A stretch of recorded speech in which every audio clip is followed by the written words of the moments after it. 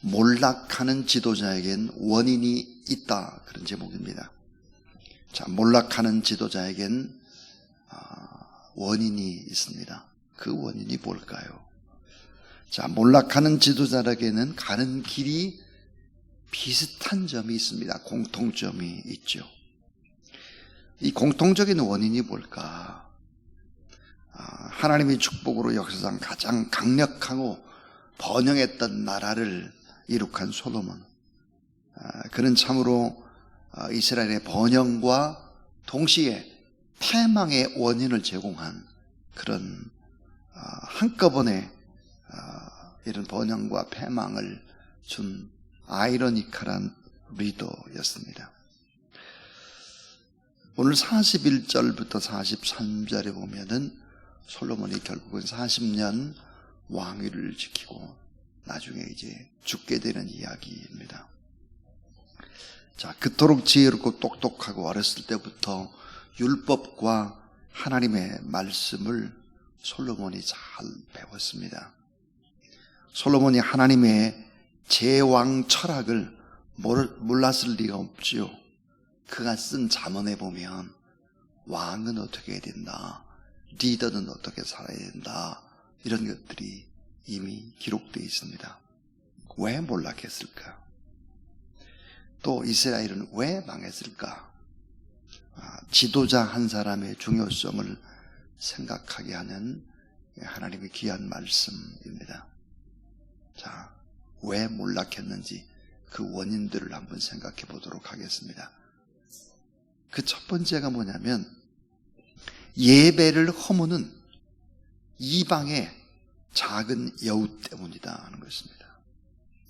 예배를 허무는 이방의 작은 여우 때문이다 그랬습니다.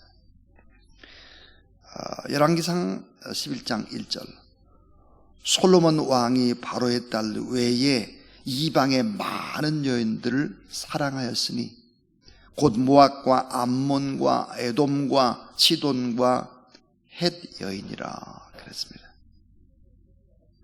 근데 열왕기상 11장 4절에 보니까 이 여인들을 아내로 뒀을 뿐만 아니라 어떤 영향을 받았나. 솔로몬이가 나이 많았을 때 그의 여인들이 그의 마음을 돌려, 그러니까 솔로몬의 마음을 돌려 다른 신들을 따르게 하였으므로 왕의 마음이 아버지 다윗의 마음과 같지 아니하여 그의 여호와 하나님 앞에 온전하지 못하였으니 그랬습니다. 자, 이 솔로몬은 하나님의 지혜를 받은 사람입니다. 그러니까 이 머리로는 이미 모든 것을 알고 있는 사람이지요. 지식으로, 이론적으로는 어떻게 살아야 될지 누구보다도 똑똑한, 이미 잘 아는 왕입니다. 내가 어떻게 해야 된다라고 하는 것을 잘 알죠. 그러나 현실의 축복과 현실의 즐거움에 취해서 실천할 수 있는 능력을 잃어버린 것입니다. 머리로는 아는 걸 실천할 능력이 없는 거죠. 예배의 소중함을 잃어버렸습니다. 예배가 무너지면 모든 인생은 무너지는 것이죠. 자, 리더의 타락은 결국은 예배에서부터 시작되고 있다라고 하는 것입니다. 예배를 허무는 이방의 작은 여우, 바로 이 솔로몬이 사랑했던 이방 여인들이 이 작은 여우들이죠. 아가서에 보면 작은 여우라는 표현을 쓰고 있습니다. 사회적 통계에 보면 성적으로 자유분방한 나라는 자살률이 가장 높다 그럽니다. 그래서 왜 성적으로 자유분방한데 자살률이 높겠나?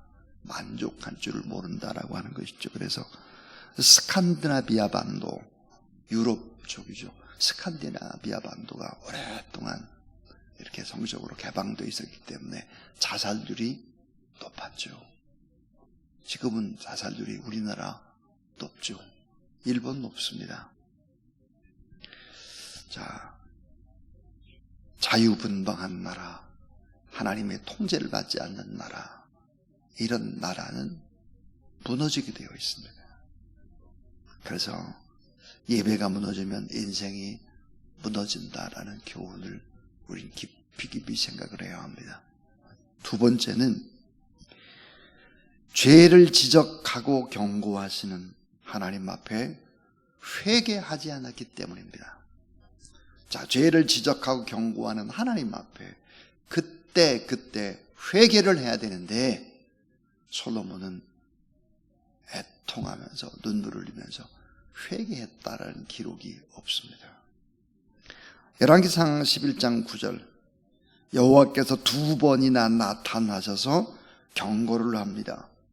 또 열왕기상 11장 11절에 보니까 여호와께서 솔로몬에게 말씀하실 때 내게 이러한 일이 있었고 또 내가 내 언약과 내가 내게 명한 법도를 지키지 아니하였으니 내가 반드시 이 나라를 내게서 빼앗아 내 신하에게 주리라 그랬습니다. 그러니까 하나님이 계속 나타났어요. 그렇게 살면 안 된다. 그럼 망한다 나라가. 그 나라 너한테 뺏어도 너의 신하에게 주겠다. 계속 말씀을 주셨습니다. 여러 가지의 사건과 사고를 통해서 하나님은 계속해서 솔로몬에게 말씀을 하고 말씀을 했습니다. 하나님의 무서운 경고에도 불구하고 회개하지 않은 솔로몬, 다윗과 차이점이 뭘까요? 다윗은 솔로몬과 현격하게 구분되는 것이 두 가지입니다. 그 하나가 뭘까? 이 다윗은 회개합니다. 바세바의 사건이 터졌을 때 나단 선지자가 지적했을 때 그걸 무시하지 않아요. 그래서 철저히 회개합니다. 그리고 이 다윗과 솔로몬의 차이가 뭘까? 이 다윗은 작은 자를 생각합니다. 작은 자, 고통하는 자, 병든 자, 소외된 자, 이런 사람을 챙기는 거죠. 솔로몬은 그렇지 않았습니다. 이 다윗은 바세바 사건을 저지른 후에 피를 토하는 심정으로 식음을 전폐하며 회개하는 것이죠. 아버지는 그랬습니다. 솔로몬은 회개하지 않았다는 것입니다. 결국은 죄를 지적하고 경고하신 하나님 앞에 회개하지 않기 때문에 결국은 몰락을 한다. 예배가 무너지면 인생은 몰락한다 그러는 것입니다. 우리 모두는 연약한 인간이고 죄인이기 때문에 누구든지 죄를 안고 살아갑니다. 죄를 안 짓고 인생을 살아갈 수는 없습니다. 그러니까 우리가 언제나 죄를 인정하고 돌이켜 회개하는 사람, 이런 사람을 하나님이 사용하는 것입니다. 선택받은 백성들은 누굴까? 주님의 십자가 앞에서 내 가슴을 칠 줄 아는 사람입니다. 저 문제가 바로 내게 원인이 있다고 생각을 하는 것입니다. 내가 기도를 더 많이 해야 되는데, 내가 하나님 앞에 더 많이 헌신해야 되는데, 내가 더 저 일에 희생하고 앞장서서야 되는데, 이렇게 생각을 하는 거죠. 자, 왕의 마음이 그 붙인 다윗의 마음과 같지 아니하여 하나님 앞에서 온전하지 못했다 그랬습니다. 자, 성경에 보니까 구약 성경의 최고의 지도자 그런 모세를 꼽습니다. 모세가 어떻게 그렇게 그 어려움 중에도 그렇게 40년이라는 광야 세월 동안에 이스라엘 백성들을 이끌 수 있었을까? 모세의 사역에 강력했던 그 핵심의 이유는 뭘까? 신명기 34장 10절은 이렇게 말씀합니다. 그 후에는 이스라엘의 모세와 같은 선지자가 일어나지 못하였나니 모세는 여호와께서 따라하세요. 대면하여 아시던 자요. 대면해서 알았다 그랬습니다. 가장 강력한 사역의 힘이 뭘까? 하나님 앞에 늘 언제나 서고 그 주님과 1대1 단독자로 만났다 그랬습니다. 모세는 여호와께 대면하여 아시던 자요 그랬습니다. 그러니까 예배자였다라고 하는 것이죠. 자, 몰락하는 지도자에게는 원인이 있는데 그 세 번째 원인, 너무 중요한 것, 오늘 우리들에게도 똑같이 적용할 수 있는 것입니다. 그 세 번째가 뭘까? 그것은 불순종하여 신앙이 자녀들에게 계대되지 않았기 때문이다 하는 거예요. 하나님 앞에 불순종해서 신앙이 자녀들에게 계대되지 않았다. 자녀들이 온전하게 하나님을 경외하지 않았다. 예수 그리스도를 믿지 않았다는 것입니다. 하나님 앞에 불순종을 하게 되면 신앙이 전파되지를 않습니다. 솔로몬의 아들 르호보암에게 신앙이 전수되지 아니한 것입니다. 자, 놀랍게도 이 범죄하면 신앙은 당대에 멈춰버리고 맙니다. 끊어집니다. 하나님의 말씀대로 살지 않으면 영향력이 축소가 됩니다. 영향력이 자녀들에게도 계속 계대가 돼야 되는데 이게 안 되는 거죠. 그래서 결국은 나라가 갈라지고 12지파에서 2지파로 축소되고 대적들이 일어나게 된다. 여러분, 가장 위대한 유산이 뭡니까? 금이나 은이나 보화. 금은 보화가 아닙니다. 돈이 아니에요. 아파트가 아닙니다. 땅이 아닙니다. 주식이 아닙니다. 가장 위대한 유산이 뭐겠나 이거예요. 가장 위대한 유산은 신앙이라는 사실을 알아야 합니다. 신앙. 늘 이 강대상에서 이야기합니다만은 신앙 가운데에도 핵심이 되는 게 뭘까? 하나님의 말씀대로 자녀를 대하고 하나님의 말씀대로 가르치고 하나님의 말씀대로 엄마 아빠가 살아가는 모습을 보이는 것만큼 강력한 교육의 방법은 없습니다. 참 놀라운 사실은 다윗은 하나님의 나라를 위해서 선한 일에 바빴습니다. 충성스러운 왕이었습니다. 바빴어요. 전쟁을 해야 되죠. 일을 계속해서 맡고 진행해야 되죠. 바빴습니다.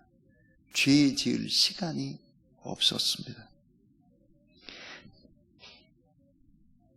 좀 시간이 조금 날 때 결국은 바세바의 사건이 터지는 거죠. 솔로몬은 하나님께 주신 능력과 지혜와 금은보와 또 외교술이라든지 군사력 이런 것들 다 구사할 수 있는 사람이었지만 그는 너무 시간이 많았다는 거예요. 시간이 많았다. 거룩한 일에 바쁘지 않으면 죄를 짓습니다. 정말 열심히 우리가 주의 복음을 위해서 살고 바쁘지 않으면 자꾸 넘어지고 자빠지고 죄를 짓고 실수하는 것이죠. 선한 일에 생명을 바치는 열정, 뜨거운 헌신으로 바빠야 합니다. 그렇게 열심히 살아야 된다 그 말이죠. 결국은 하나님 앞에 불순종해서 신앙의 자녀들에게 계대가 되지 않았다. 이것이 아주 큰 원인 중에 하나다 하는 것입니다. 이제 마지막 네 번째인데요. 이 네 번째는 하나님의 징계는 단계적으로 찾아온다 하는 것입니다. 하나님의 징계는 아주 단계적입니다. 왜 이렇게 단계적으로 찾아오게 할까? 그것은 사랑하기 때문입니다. 처음에는 어때요? 말도 안 되는 저 멀리에서부터 어려움이 이렇게 오다가 점점점 가까이 오다가 결국은 어때요? 가정 한 복판에서 터지게 만드는 것이죠. 자, 애굽에서 내렸던 10가지의 재앙도 한번 생각해 보세요. 모세와 바로와의 대결인데요. 처음은 나일강이 피로 변합니다. 그러다가 점점점 이렇게 단계적으로 어떻게 되느냐? 좁혀와요. 마지막은 어때요? 가정의 장자, 아들이 죽는 것입니다. 멀리에서 시작을 해요. 점점 좁혀와요. 그리고 가정 한 복판까지 오게 되는 거죠. 자, 오늘 열왕기상 11장에도 보면은 4단계로 이 징계가 좁혀오는 것을 알 수 있습니다. 왜? 그걸 보고 깨달으라는 거예요. 그 첫 번째는 처음에는 밖에서 하찮게 찾아옵니다. 별것도 아닌 하찮게. 에돔이 침략을 해오는 것이죠. 에돔의 왕자 하닷. 이 에돔 족속은 여러분 잘 아는 대로 에서의 족속이죠. 에서. 선택받지 못한 에서의 족속인데요. 별 볼 일 없는 시시한 상대입니다. 솔로몬의 상대가 되지 않아요. 하닷 같은 사람은. 근데 처음 밖에서 시작해오죠. 그 다음에 좀 좁혀와요. 수리아가 침략을 합니다. 수리아. 자, 원방에서부터 점점 가까이 와서 엘리아달의 아들 바로 느손이 침략을 하는데요. 역시 이것도 솔로몬에게는 그렇게 큰 문제가 되지를 않아요. 그런데 여러분, 이 세 번째부터 조금 달라집니다. 솔로몬의 오른팔이었던 수족 같았던 신하 느밧의 아들. 자, 이 느밧의 아들이 결국은 누굴까? 여로보암입니다. 이 여로보암을 큰 용사라고 그랬는데 수족같이 부리던 사람이 결국은 왕국을 분열시키는 엄청난 인물이 되는 것입니다.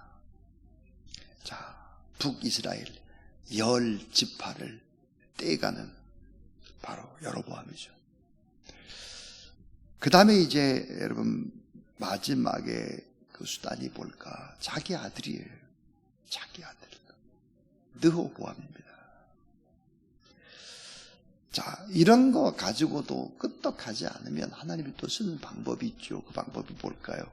마지막 수단은 전쟁을 일으키게 되고 자연재해, 몸을 치는 질병을 주고, 이런 징계는 이렇게 멀리 원근에서부터 시작해서 점점 좁혀옵니다. 왜 그럴까요?